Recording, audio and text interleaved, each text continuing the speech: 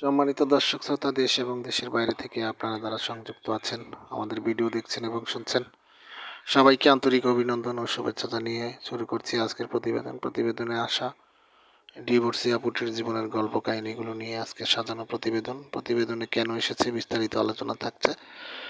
তা আপুটি দেখতে খুবই চমৎকার। ওনার গায়ের রং ফর্সা, উচ্চতা 5 ফুট 3 ইঞ্চি, স্বাস্থ্য ভালো, বর্তমান বয়স আপনার 23।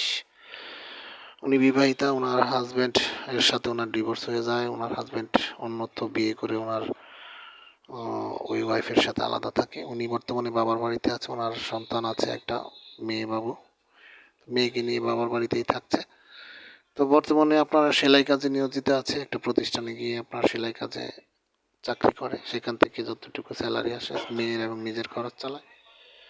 বাবা একটা ছোট প্রাইভেট ফার্মে চাকরি করে, মা গৃহিণী।